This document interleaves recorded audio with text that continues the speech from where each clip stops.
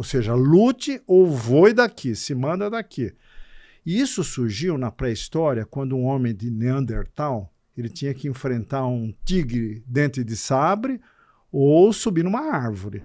Sabe, a gente já viveu tantas vezes aquela situação que naquele momento a gente toma a decisão e 99% das vezes é a decisão certa.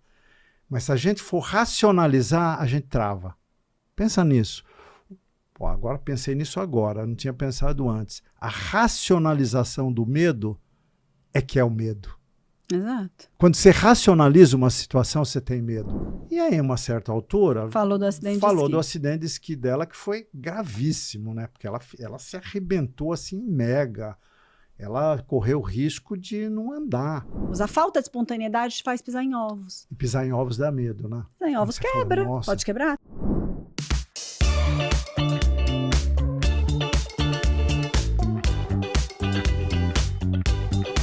Olá, bem-vindos a mais um episódio do Dois Não Pode. Eu sou a Juliana Mansur, junto com... Eu sou Augusto Pinto, às suas ordens. Muito bem, meu pai, para quem não sabe, para quem é novo, papai e filhinha. Oiê. E hoje a gente vai falar de um tema improvisado. Ele detesta quando é de improviso, quando a gente resolve no dia. Sabe por que que ele detesta? Porque ele tem medo de não conseguir performar. E de que nós vamos falar? Desse seu medo. De medo? Exatamente. Medo, gente. Tem certeza, Ju? Gostou esse dessa tema? introdução improvisada? Adorei. Improvisada é modo de falar. Improvisada. Eu não falei que a gente Tá ia falar bom. do seu medo de improviso. Então eu começo. O que é medo para você? Defina medo. Defina medo. Medo, existem alguns tipos de medo. Existe um medo psicológico e um medo físico. Ou todo medo é físico e psicológico? Eu acho que é o mesmo, mas desenvolve, vai. Eu acho Não assim, quero te existe interromper. um medo que é aquela coisa que te dá frio na barriga. Então, você, quando estava com seu neto no parque indo na montanha-russa, não te dá um medinho naquele negócio? Esse é um medo original. Medo É como se original, fosse que pecado move, original. que move uma coisa hormonal na gente. Isso. E que move, depois que você ultrapassa o medo, até uma sensação boa, meio adrenalina, uma coisa... Depois que você vence ali o medo, eu acho que te dá Que até até pode viciar. Exatamente, Tem gente... uma coisa meio viciante, que você fala, nossa, senti uma Bungee coisa jump. muito boa. É isso. Que é a adrenalina. E existe o medo que talvez não dê frio na barriga, mas que é o medo de errar, que é o medo de perder, Julgamento. que é o medo do julgamento, medo de perder também, né? As pessoas têm muito medo de perder coisas e que muitas vezes são medos menos físicos, mas mais paralisantes. Agora eu fui bem, hein? Eu acho, continuando do seu paralisante, né? Eu acho que o medo é basicamente o motor de combustão da humanidade. Toda a humanidade... De combustão ou de freio? As duas coisas, Ju. Acelerador e breque. Acelerador e freio ao mesmo tempo. Depende do ângulo que você encare. Mas vamos voltar às origens, né? O medo, ele surgiu na pré-história, quando o ser humano tinha que tomar uma decisão de fugir ou enfrentar. Os americanos traduziram isso por fly or flight. Fuja, voe ou enfrente. Ou Então fight. você tinha um... Você falou fly or flight? Fly. Fly or fight. Ou seja, lute ou voe daqui, se manda daqui. E isso surgiu na pré-história, quando um homem de Neandertal ele tinha que enfrentar um tigre dente de sabre ou subir numa árvore, tá? Aí vinha adrenalina, medo paralisante ou medo para você enfrentar o tigre, matar ou morrer. Só que esse tipo de situação meio que sumiu da nossa vida, a gente evoluiu para uma sociedade onde a gente está protegido dos medos físicos, né? Mas ele se transformou num medo paralisante relacionado a julgamento, o que vão pensar de mim, o risco para minha pessoa, o risco para minha marca, o risco para mim ente social. Você acha que não existem mais os medos físicos?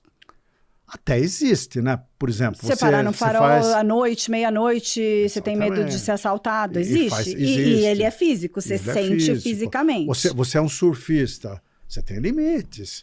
Mesmo aquele cara que surfa em Nazaré, as grandes ondas, tem um limite fino a partir do qual ele morre.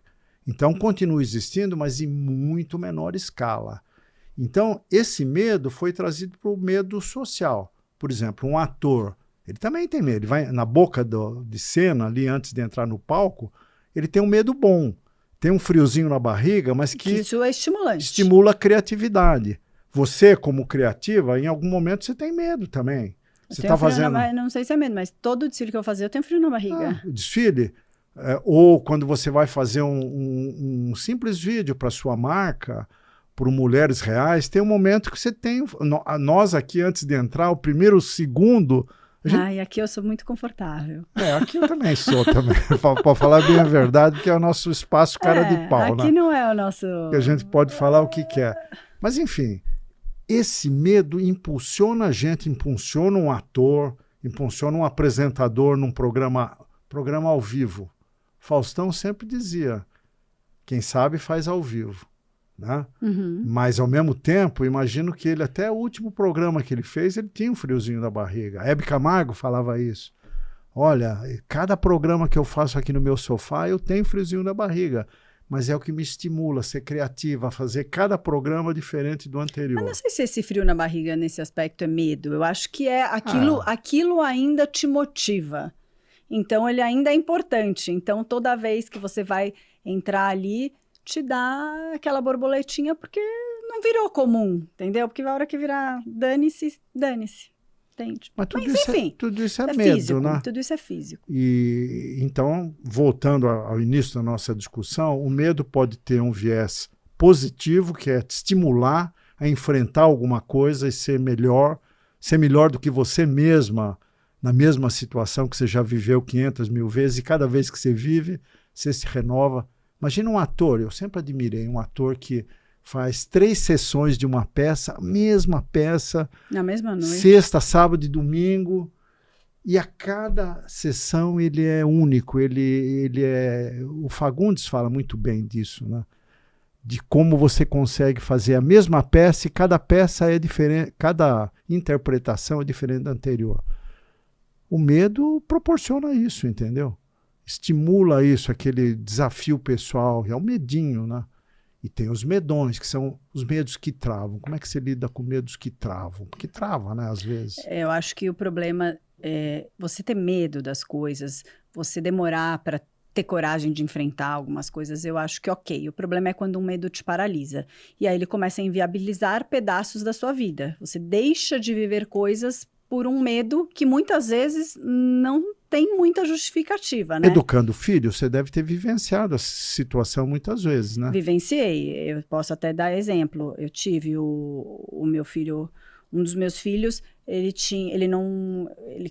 era criança e aí ele não queria dormir na casa de ninguém, não queria dormir na casa de amigos. E até aí tudo bem, cada criança tem seu tempo, uma hora vai. E foi passando esse tempo, e nada, e ele não ia. Aí resolvemos fazer terapia. Ele mesmo queria, porque ele queria ir, mas ele tinha uma insegurança em relação àquilo. Do que será que ele tinha medo? O que você acha? Acho que ele nem tinha consciência de ser algum medo, mas era uma insegurança que a gente não sabe, ele não sabe explicar. A criança não sabe explicar. Insegurança de estar distante, insegurança da separação, algo desse gênero. Do apoio da família, do apoio da mãe, do pai. De um apoio que ele nem usa de madrugada, mas mas que ele existe. Tá lá, né? Tá ali acessível. E aí fez, sei lá, 1 ano de terapia, que claro, com certeza contribuiu para o desenvolvimento dele, mas ainda assim não ia. E começou a ficar muito prejudicial, porque ele começou a perder programas, começou a perder viagens de escola e começou a ficar uma situação incômoda demais para ele. Aí eu tomei a decisão, eu chamei ele e falei, olha, quando a gente tem uma situação de desconforto, que a gente tem medo de passar, a gente pode fazer 1000 anos de terapia. A gente não vai acordar um dia e falar, passou minha insegurança, eu posso ir hoje tranquilamente, porque você vai ter um desconforto para passar pela situação pela primeira vez, essa situação que você teme. Então, não dá mais pra gente adiar, você vai amanhã dormir na casa do fulano, que você conhece a mãe, que ele é seu melhor amigo, e nem me liga porque eu não vou te buscar, pode passar a noite em claro. Quem ouve fala, nossa, que mãe ruim. Mas ele Tadinho, você já imaginou o medo dele nessa primeira noite fora de casa? já tinha se passado um processo de anos, tá? Não é que acolhemos, cada um tem seu tempo, sua hora vai chegar, não se preocupe, psicóloga, e a coisa chegou não andou. Momento Chegou um certo, momento né? que eu acho que estava... Dar o suporte de o seu tempo vai chegar virou muito prejudicial num determinado momento, né? E aí eu sentia que eu tinha que empurrar ele ladeira abaixo. E aí ele foi, dormiu numa boa, não me ligou pedindo para buscar, porque eu já não tinha dado essa opção, porque sempre você fala assim, não, tenta, qualquer coisa você liga e eu te busco. Essa ligação sempre acontece. Ligava e buscava. E eu falei, nem me liga, não vou buscar. Fica acordado, aí você vai ver que passou a noite, nada aconteceu e tá resolvido seu problema amanhã. Aí ele foi, dormiu. Ele falou que demorou um pouquinho para dormir, mas ok. Aí, na semana seguinte, eu pedi para essa minha amiga, convida de novo, que é para consolidar a dormida. Você começou com um ambiente conhecido, super familiar. favorável. O melhor amigo dele é filho de uma das minhas melhores amigas. Então, ele conhece muito bem a mãe e poderia ir para a cama dela, se precisasse. Ela até falou, quer que eu ponha ele no meu quarto? Ela não é madrinha dele? Não, eu sou madrinha da filha dela. Você é o contrário. Ela até falou, qualquer coisa eu falo pra ele dormir no meu quarto. Falei, não que você vai me arrumar outro problema, porque daí ele só vai em casa que dorme no quarto da mãe. Não faça isso. Não vamos, não. Esse caso é muito didático, né? Muito didático. Como ajudar a enfrentar medo, né? Aí, dormiu. Aí, na semana seguinte, falei, precisa consolidar, porque uma dormida não consolida. Passou pelo problema. Semana seguinte, pedi pra ir na mesma casa, foi, dormiu. E a partir daí, começou a ir pra casa de todo mundo, viajar. E hoje ele vai pra qualquer um, né? Ele foi super novo, ficar 2 semanas fora do Brasil sozinho, pegou avião sozinho, sem um grupo, sem ninguém. Né? Agora, em julho. julho. Eu mesmo fiquei preocupado. Surpreendentemente, sozinho, sem conhecer ninguém, né? para um país que não é a língua dele. Mas ele precisou daquilo. A terapia não ajudou em nada? Claro que deve ter ajudado no processo, mas ele precisou desse empurrão na descida, porque senão talvez ele tivesse paralisado nesse medo até hoje. Não era mais pertinente com a idade dele. Enquanto ele era pequenininho, era. Chegou uma hora que não era mais. Então, é muito difícil, e talvez você lembre de alguma situação sua, a gente dosar isso quando a gente cuida de alguém, até que ponto a gente respeita o medo e até que ponto tem horas que a gente tem que dar uma empurrada. Perdão, gente. Congela aí essa palavrinha dosagem, porque isso aí é a chave do enigma, né? A mesma família que ajuda um filho a enfrentar o medo, coloca medo no filho. Exato. Fala sobre isso. Fala você um pouco, eu já fiz uma... eu engasgo, um ar-condicionado, eu sou alérgico, eu entro no ar e me começa a dar um pigarrinho e tal, e às vezes eu tenho que tossir. Mas o que eu queria falar é o seguinte, os medos são colocados na gente. O medo social raramente sai da imaginação da pessoa. Alguém falou alguma coisa que imputou às vezes não é nem colocado proposital, né? Eu acho que às vezes quando a gente está em formação, criança, adolescente, às vezes os adultos estão conversando, você passa ali, ou você está sentado no sofá, você pega um pedaço, uma fração daquilo totalmente descontextualizado para você, e aquilo vai virar um caso na sua vida, e você não sabe nem por quê lá na frente, dali 10 anos, né?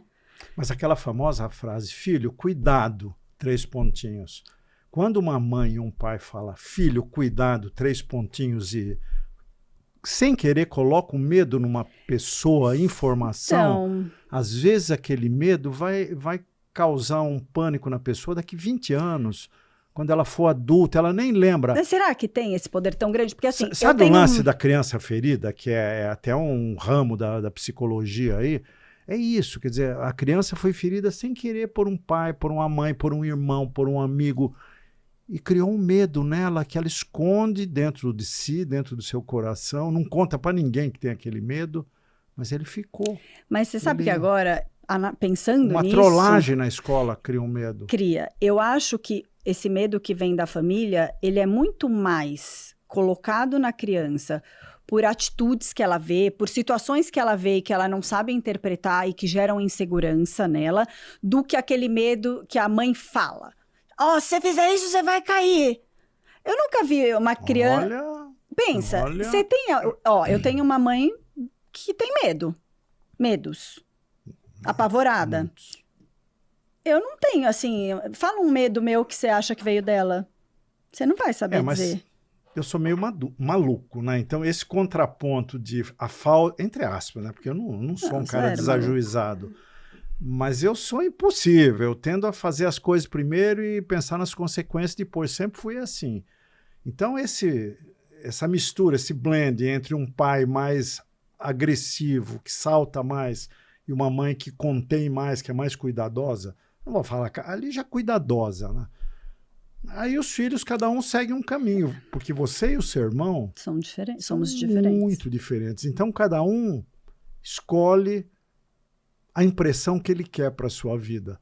Não é só pai, né? Os amigos, a escola, a sociedade, mídia social não impõe medos, não impõe... Muitos nas não pessoas. Só medo, impõe agressividade também. Tem crianças que resolvem ser agressivas em função do que consome na mídia social. O outro é o contrário. Em função do que consome, ele retrai o trem de pouso, fica contido. É uma escolha nossa, mas é em função do perfil psicológico Mas de cada olha, eu acho que no caso da família, um dos medos que eu acho não é medo, talvez o nome seja até mais insegurança. Eu acho que muitos filhos acabam crescendo depois de adultos, ainda tendo medo de ter uma opinião divergente dos pais, precisando de uma aprovação. Quando você é criança e jovem, é normal, você precisa realmente da aprovação para fazer tudo. Mas existe um momento em que você tem que não precisar mais. Que eu posso ter uma opinião, querer fazer uma coisa e falar, Ju, não acho que você está escolhendo certo. E eu falar, ok, pode ser que eu erre, mas eu vou bancar isso aqui porque eu quero tentar. Eu acho que isso, para algumas pessoas, não chega esse momento. Ela precisa que o pai ou a mãe fale, tá certo fazer isso. Melhor, faz assim. Você não acha isso? Eu acho, mas que eu é uma acho insegurança. Que existem famílias e famílias, hein?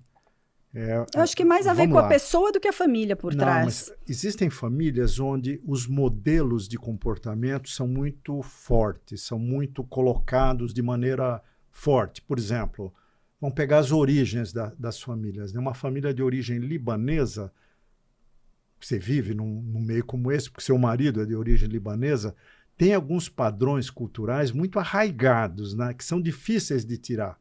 Uma família de origem judaica também. São outros padrões, mas também são muito fortes. Verdade. Né? Vou contar aqui uma história que eu até contei para você no carro. Né?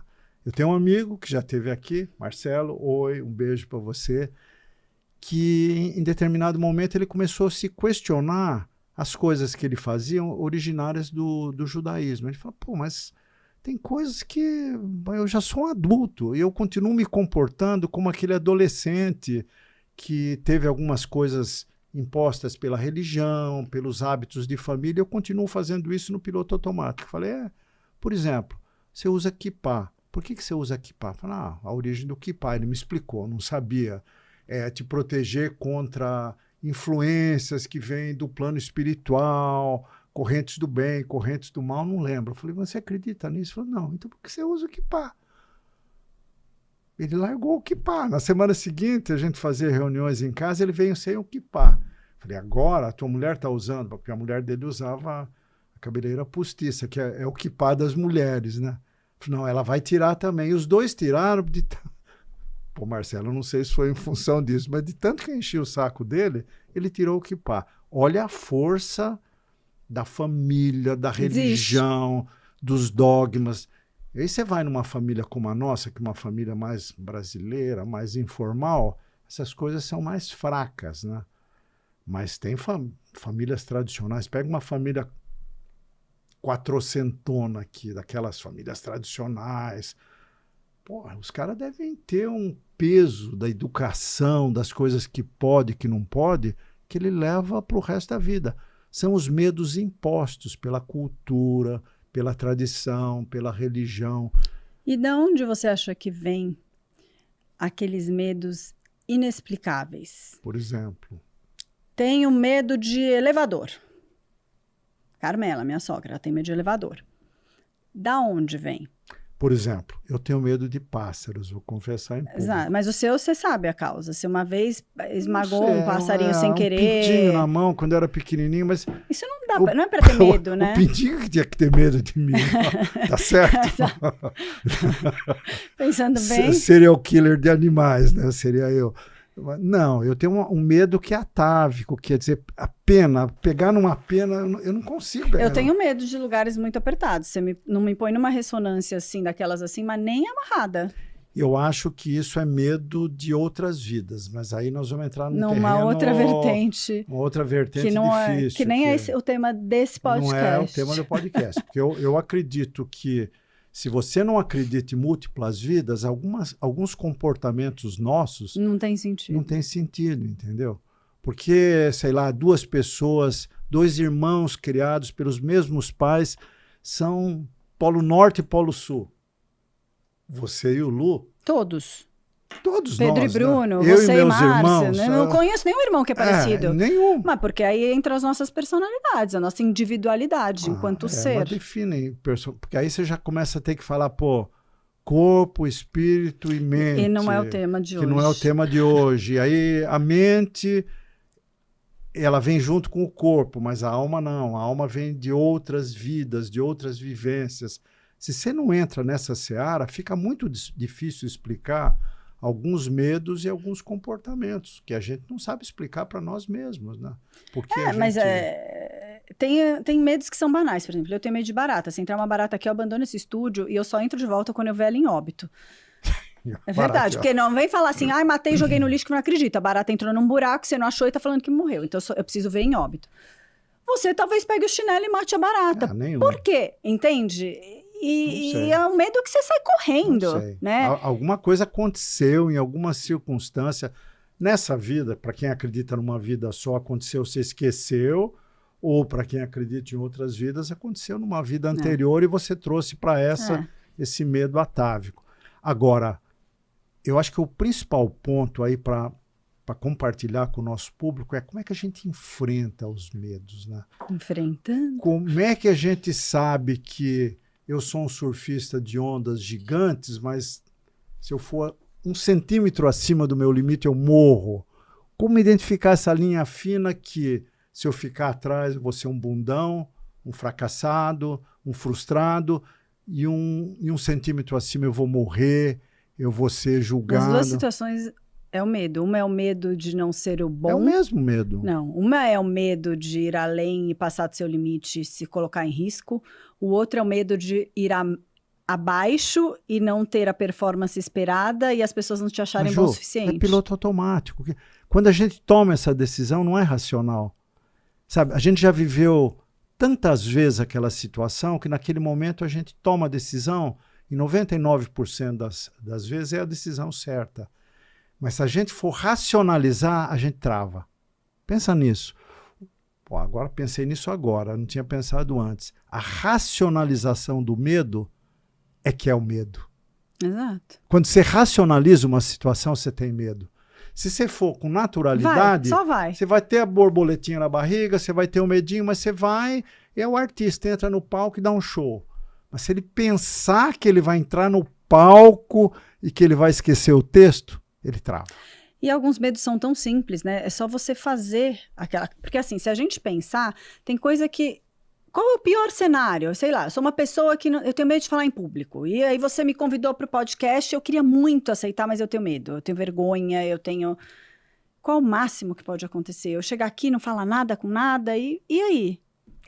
A gente tem que pensar, o que é o pior cenário? No pior cenário que... Uma vez eu fui chamada para dar uma aula para uns belgas na FAAP, de um mestrado.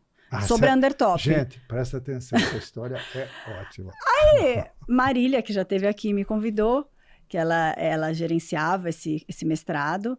E aí eu falei, Marília, eu não tenho inglês para ir lá dar aula para os belgas. Ela, não, tem sim.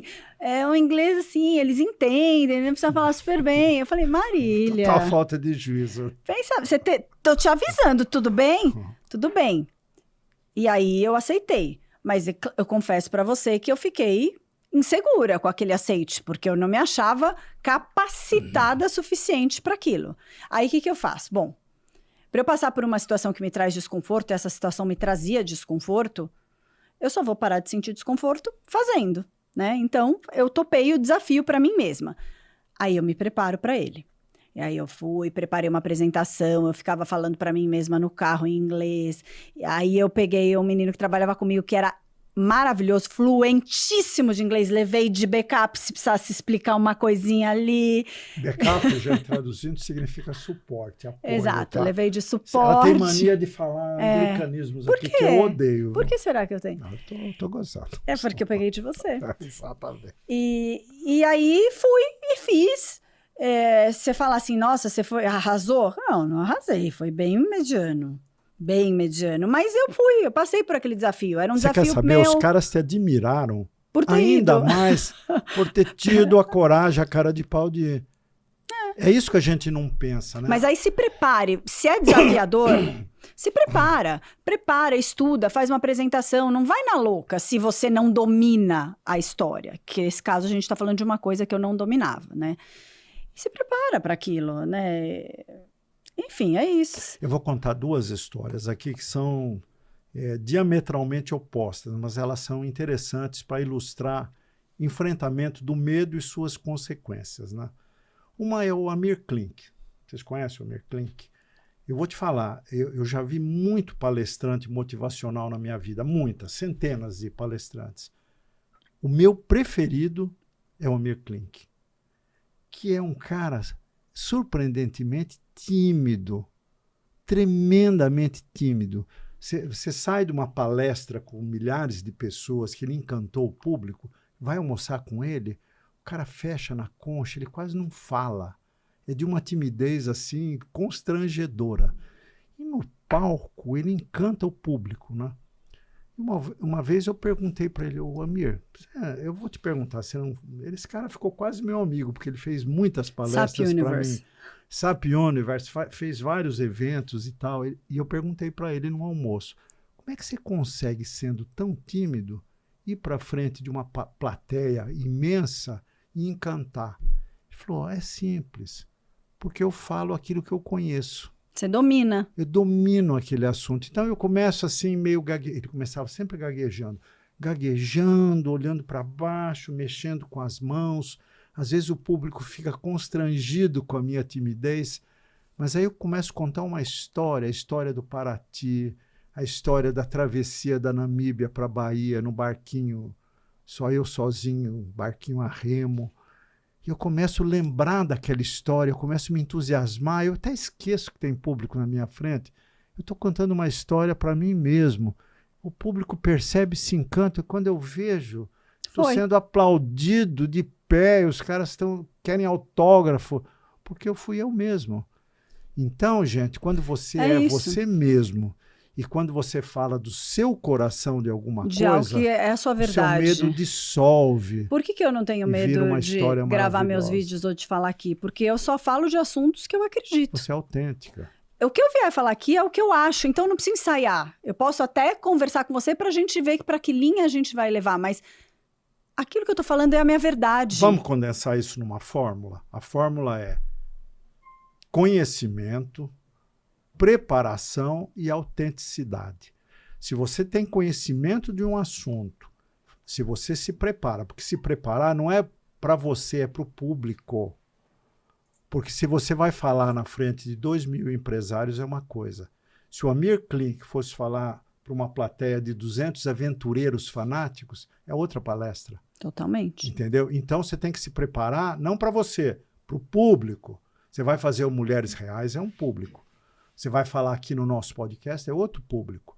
Então, o público e a autenticidade. Não queira ser o que você não é, é você.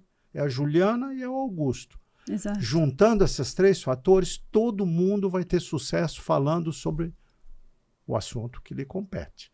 Não tenta falar sobre o assunto que não lhe compete. Mas aí eu vou entrar para um outro... Não esquece que eu tenho um segundo... Ah, então vai para o segundo. Não. Pô, continua depois, porque o assunto é bem diferente. Esse meu também. É o hino da Vanusa que eu vou falar. Lembra do hino da Vanusa? Lembro, ela cantou tudo errado. Não, pode falar.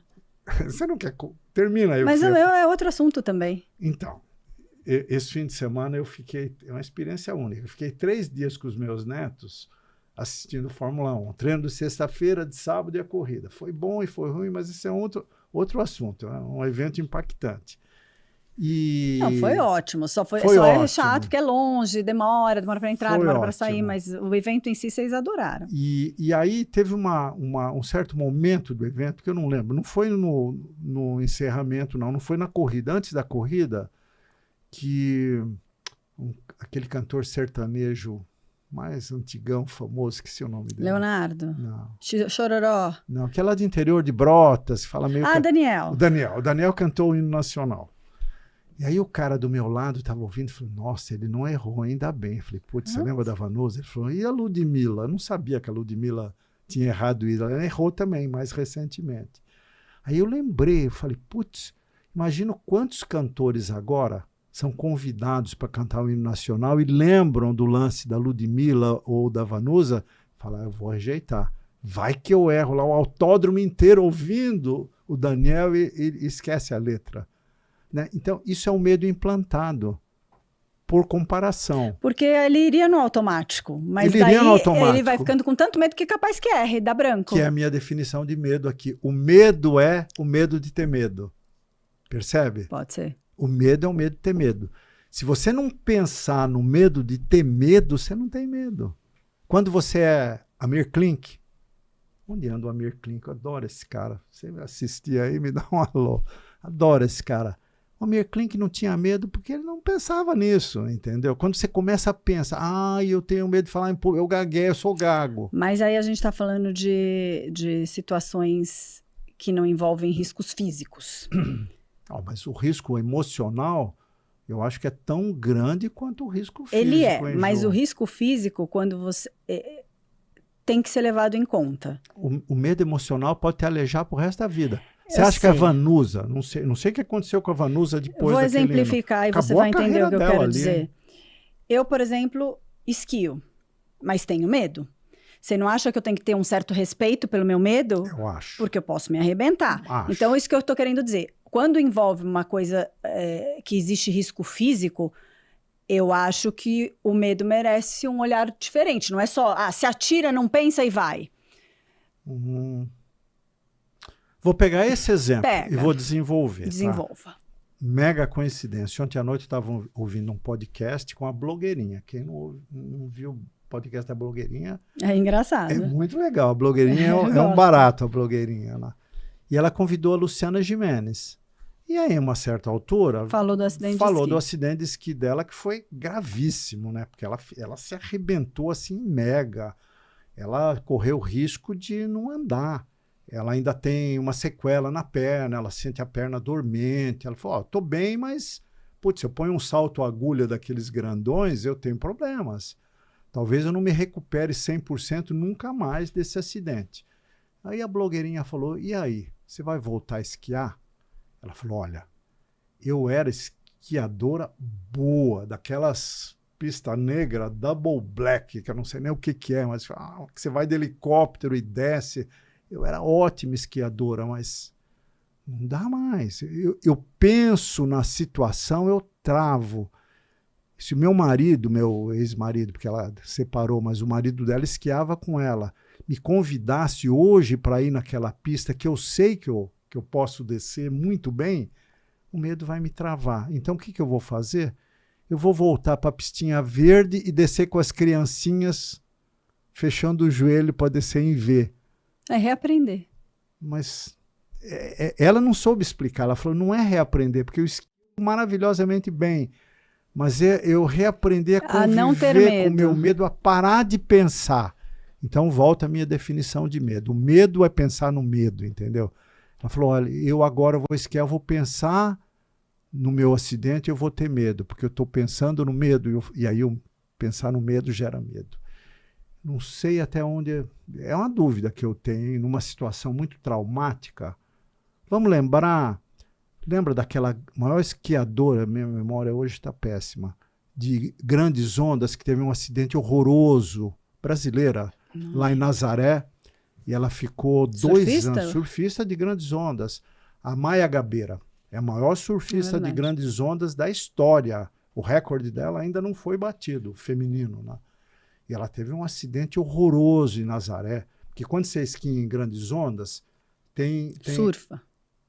Esqui. É parecido, né? Mas é surf. Você surfa em grandes ondas, você tem duas modalidades. Uma é você pegar ser tubos. puxado, chama towing, alguém te puxa com jet ski, você pega aquela onda no pico porque você foi puxado. Aí a outra é sem towing, a natural. Você fica lá sentado esperando a ondona Que era das Olimpíadas que a gente viu esse das ano. Olimpíadas, não pode ter o towing, não pode ser puxada, né? Ela era das grandes ondas puxada, ou seja, ela fazia uma dupla com o cara do jet ski, que é uma dupla perfeita. Você tem que saber exatamente o momento que o cara vai te largar, o cara tem que saber exatamente o momento onde largar, para você pegar a onda lá, arranha-céu e despencar ali, tipo 25 andares. Tem noção o que é isso? É isso. Despenca naquilo e se você for pego, ela foi pega. Você é massacrado. Embaixo tem pedra. Esse é o nível de risco que os caras correm. E ela foi pega nessa onda. Aí eu vi uma entrevista dela, mas e aí? Ela falou, olha, para mim aconteceu o inverso que acontece com algumas pessoas. Que falam, olha, putz, eu nunca mais vou conseguir, porque quando eu estiver lá em cima para pegar, eu vou lembrar. Então, quando eu lembro, eu fico mais estimulado a pegar uma onda maior, a conversar com o meu jet skier, para a gente combinar o momento certo, com mais precisão. Eu quero bater aquele recorde em função do acidente que eu tive. Quantas pessoas conseguem ter essa cabeça? A Luciana Gimenez, nesse programa que eu ouvi, ela falou que não consegue. Falou, vou ficar lá com os menininhos no verdinho, esperar a minha turma esquiar para almoçar. Sabia? Também acho que não, mas fim, vai indo, ela está convencendo ela mesmo. Talvez não vá no Double Black, mas vai. Que ela não precisa correr o risco, que ela vai de novo achar o limite dela. Talvez não seja o mesmo, né? Porque também tem essa. Você passou por um grande trauma, você não precisa voltar de novo àquela posição. Sei lá, imagina um cara eu acho que tem o peso. Quão prazeroso aquilo é para ela versus o risco que ela sabe que existe. Ela era uma super esquiadora, não foi por não saber. É porque é um esporte de risco. Existem alguns esportes que são de risco. Então, é o peso disso. Quanto compensa? Então, depende se você é um profissional, vive daquilo, ou você faz aquilo por prazer, porque é um lazer para você. Se você faz por lazer, a chance de você não conseguir ultrapassar aquele limite de novo é alta. Se você faz profissionalmente, Rubinho Barrichello, você lembra uma vez que ele voou, o carro dele voou e bateu no muro, explodiu e ele saiu andando. Foi o Rubinho? Acho que foi o Rubinho, sim, o Massa, um dos dois aí, eu não lembro. Para o cara aquilo foi normal, estava super protegido, tinha aqui a equipe de incêndio que apagou tudo, o carro era super preparado para isso e eu saí mais confortável ainda da situação. Pô, se fosse eu, nunca mais eu sentava no Fórmula 1. Mas ali não é a sua zona de conforto, é a dele, né? Eu falei. É o que você domina. As 3 coisas que eu falei, que é você conhecer, você se preparar e você estar na sua zona de competência, de você não ir tentar falar de um negócio que você não sabe, né? Aí tudo bem. Agora, porra, eu sou um surfista amador, eu vou lá e me estabaco nas pedras. Mas aí, se a gente analisar, uma grande parte dos medos, eles são sociais e eles estão ligados muito à nossa comunicação. Parei para pensar isso agora. Então, você tem a pessoa que... Medo de falar em público é considerado o medo de falar em público, medo de todos. Mas tem gente que fala assim, vamos jantar com fulano e ciclano. Nossa, mas eu não conheço, o que eu vou conversar? E existe um receio ali. Então, será que muitos dos nossos medos passam por a gente saber se comunicar? Quando a gente fala de medo social, você acha que você ser um bom comunicador, uma pessoa que transita bem, que pode... com qualquer pessoa que você sentar, você vai arrumar um assunto, diminui muito os seus medos. Você não vai ter medo de falar em público, você não vai ter medo de ir num jantar. Se você for escolhido, você é escolhido no teatro para subir no palco, para você tudo bem. Então, você acha que ter esse traquejo de comunicação talvez minimize boa parte desses medos? Não sei de onde eu tirei isso. Então, mas eu acho excelente, mas você abriu uma via aqui que é muito ampla, Ju. Porque quando você fala em comunicação, o termo comunicação é tão amplo quanto o termo medo, né? O termo medo aqui, nós estamos falando há meia hora aqui, vamos falar mais meia hora, porque é amplo. Ou talvez assim, ser uma pessoa extrovertida, que vai lá e dá as caras. Por exemplo, vamos pegar o máximo da comunicação, para mim, é um ator no palco. Certo? Eu acho que é mais difícil um ator no palco do que um ator na TV, um ator no... Então, eu não quis dizer comunicação. Mas vamos lá, eu acho, porque eu quero explorar esse assunto, porque eu acho super legal, né? Um ator num palco. Um ator num palco, se ele está num grupo de atores, ele está mais confortável. Em certo momento, ele pode se esconder atrás dos outros atores que estão junto com ele. Um monólogo é mais difícil ainda do que uma peça com vários atores. Stand-up. E um stand-up, nossa, o stand-up é muito difícil. Que se não rirem na primeira, e se não rirem na segunda, aí lascou. Agora, pensa na questão do silêncio. Uma vez eu vi a Fernanda Torres falando, o ótimo ator, o ator que se sublima é o ator que usa o silêncio. O silêncio constrange, mas ao mesmo tempo o silêncio capta a atenção da plateia. Então, aquele silêncio cênico que é o ator, está numa fala, ele para, ele olha a plateia, aí ele continua em silêncio. O orador usa isso maravilhosamente, é o silêncio cenográfico, né? O silêncio é uma forma de comunicar. No entanto, as pessoas têm medo de falar e ficarem em silêncio. E ficarem em silêncio, dá um branco. Você vê como isso é paradoxal, né? Quer dizer, na verdade, você tem que dominar a comunicação naquele formato que você está usando, que pode ser uma oração, alguém falando em público, pode ser um ator usando o seu silêncio, pode ser um cara fazendo stand-up que ele percebe alguém na plateia, ele faz um gancho de um cara que está lá, ele usa o cara como escada para fazer os outros rirem. Então, a comunicação é talvez a forma mais sutil de usar um meio físico para a gente vencer um medo que é atávico nosso. Você fala, bom, quem se comunica bem, ele vai vencer os seus medos. Mas o Chacrinha falava, quem não sabe se comunicar, se trumbica. Quem não comunica, se trumbica, ele falava, né? E é verdade, porque se você usar mal a comunicação, é desastroso. Se você usar bem a comunicação, é um sucesso. Então, a gente, sim, é a nossa maior ferramenta, mas ela tem que ser usada bem. Porque se você usar Mas é uma ferramenta mal... para a gente ser atento e trabalhar. Agora, olha que coisa que eu acho que é paradoxal também. Um dos maiores medos que as pessoas têm é o medo de errar. Sem errar, você nunca... Você não consegue nada. Atinge nenhuma meta, não faz sucesso em nada. Então, se você vive se protegendo para não errar, você você nunca vai chegar em nenhum lugar.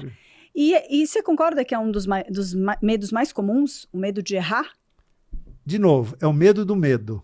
Que o medo de errar é o medo de ter medo. O medo de ter medo é aquela linha que impede a gente... Medo de errar é medo de errar, não é medo de ter medo, é medo de errar. Mas o medo de você ficar com medo te impede... Não estou falando disso, estou falando medo de errar. Eu vou fazer uma coisa, eu tenho medo de errar. É uma coisa, mas tudo bem. Vou perguntar para os universitários, hein? Eu vou na tua. Vou na tua. Medo de errar, digamos que seja isso. Essa linha fina que é o medo de errar, ou eu não enfrento a situação porque eu tenho medo de ficar com medo, história da Luciana Gimenez, impede as pessoas de usufruírem a vida. Impede as pessoas... E de acertarem. De acertarem. Não acerta ninguém que não erra, de aprenderem, de se tornarem melhor. Essa linha, se não for ultrapassada, se você acredita em reencarnação, vai fazer você voltar de novo passando pela mesma coisa, para enfrentar a mesma situação, até que um dia que você fala, putz, passei, não tem nada no outro lado a não ser mais vida, mais sucesso, mais alegria, mais superação. Se você não passa essa linha, você não vive. Que bobagem, né? Passei tanto tempo com medo desse erro, e esse erro é o meu maior acerto. Quantas pessoas a gente não ouve falando, né? Eu sou o que eu sou por conta dos meus erros. Todos nós somos, né? E eles nos preparam para o acerto, né? Eles nos dão ferramentas e, no entanto, todo mundo tem medo de errar. Olha, esse nosso podcast aqui é um exemplo vivo disso, né? Vamos contar o que aconteceu hoje, né? Que acho que é um exemplo sensacional. Ontem à noite, eu sou maníaco do planejamento, gente. Bem maníaco. Quando tem... Porque eu acredito nessas 3 coisas que eu falei. Você tem que conhecer aquilo que você vai falar, mas você tem que se preparar. Por quê? Pela terceira razão, que são vocês, é o nosso público. Quer dizer, a gente sabe que tem um certo perfil de público que você vai falar, eu gosto de me preparar.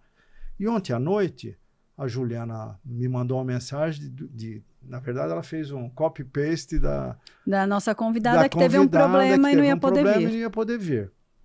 Putz, e agora? Aí eu pensei num assunto. Falei lá, Ju, que tal a gente falar sobre... Nós vamos falar em seguida sobre isso. Sobre religião e espiritualidade. Eu acho legal.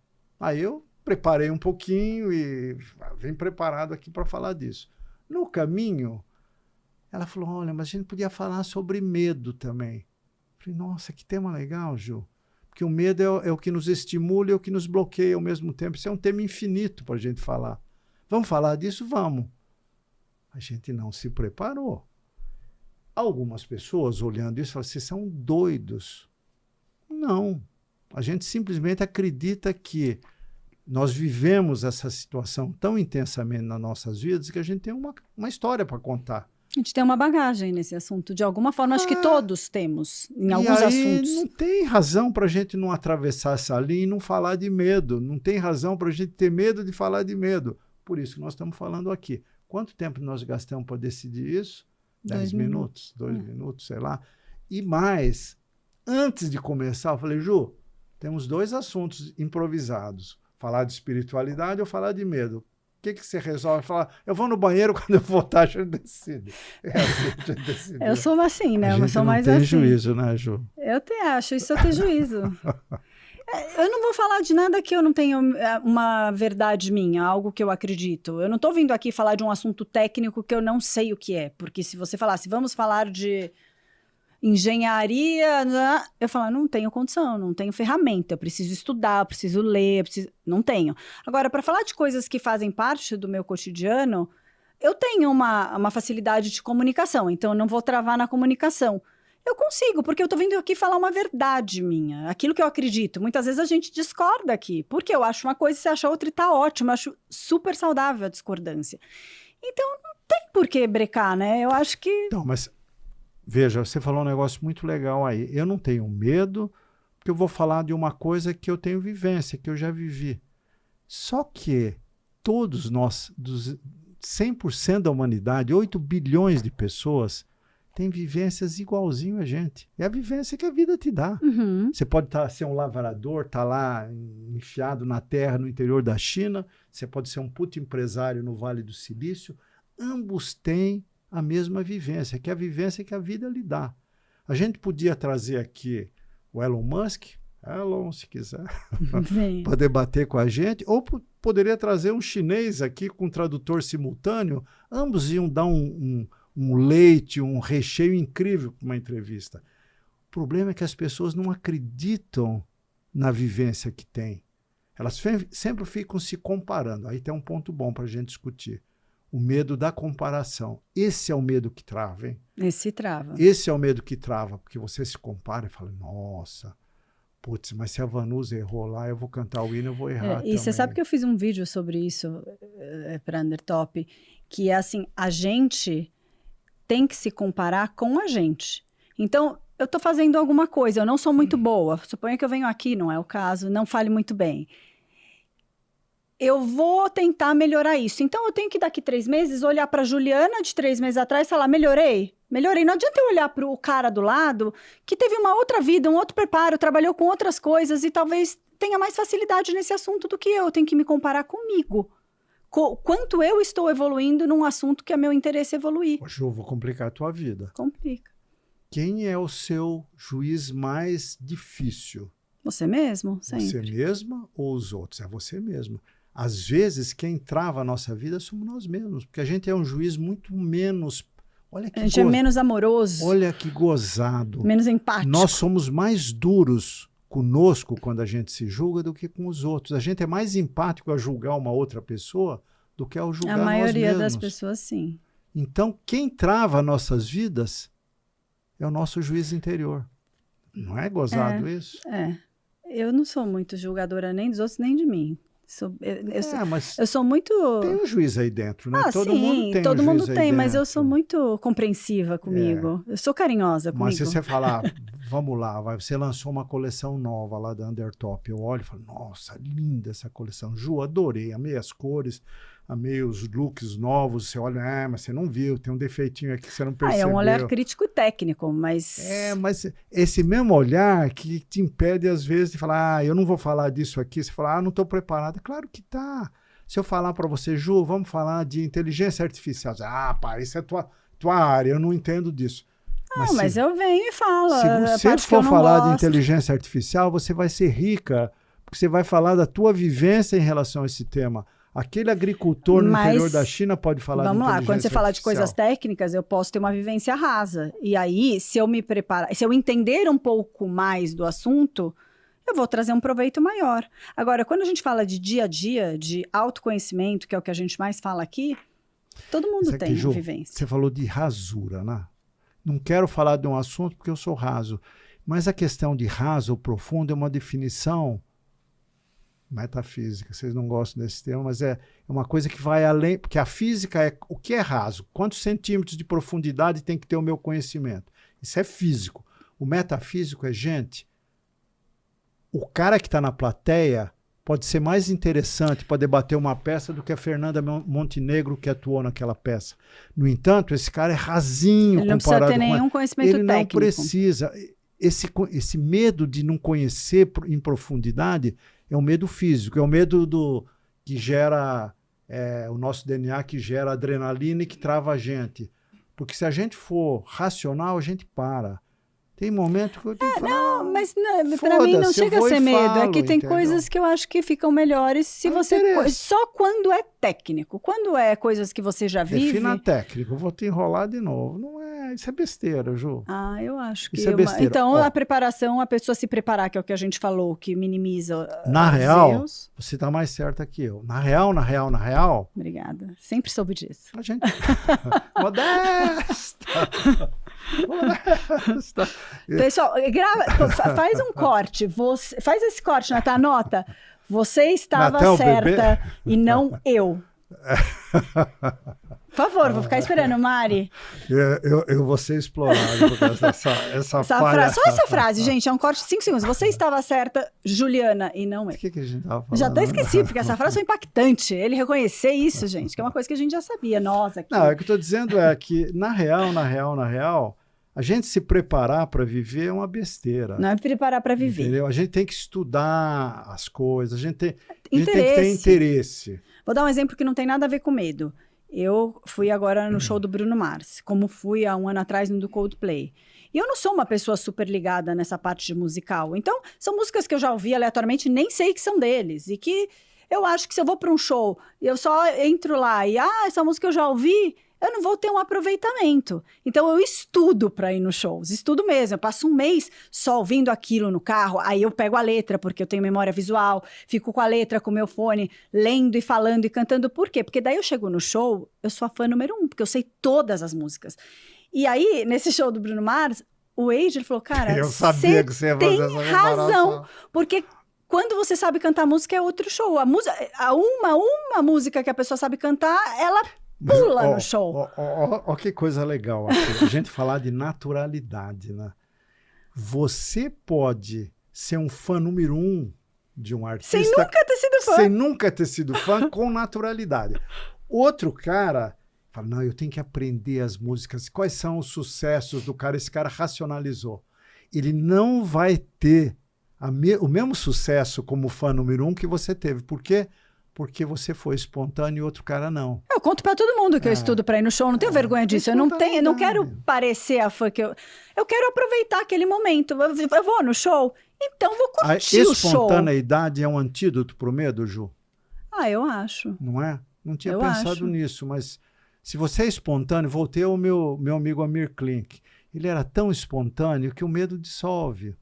Entendeu? Já um outro cara que fala, eu tenho que falar disso aqui. A gente é muito espontâneo aqui. A gente é. A gente é muito espontâneo, a gente brinca, a gente tira sarro, a gente não tem um monte de regrinha. Chega não pode... a faltar um pouquinho de juízo até, né? Não, acho não. Aí dá uma liga bacana. A gente tem liberdade aqui, então não vira uma zona de pisar em ovos. A falta de espontaneidade te faz pisar em ovos. E pisar em ovos dá medo, né? Pisar em ovos quebra. Fala, pode quebrar, tem que pisar medo de de quebrar os ovos faz com que você não pise neles, né? Exatamente. E sendo espontâneo, você vai lá e você vira fã número 1 do Bruno Mars. Que temporariamente, agora já passou o show, já não agora sei mais nada. Coldplay desde criancinha. Eu pego só a playlist do show, não quero saber nenhuma outra música, porque eu quero aproveitar o show. E tá tudo bem, ponho até bandeirinha na cabeça.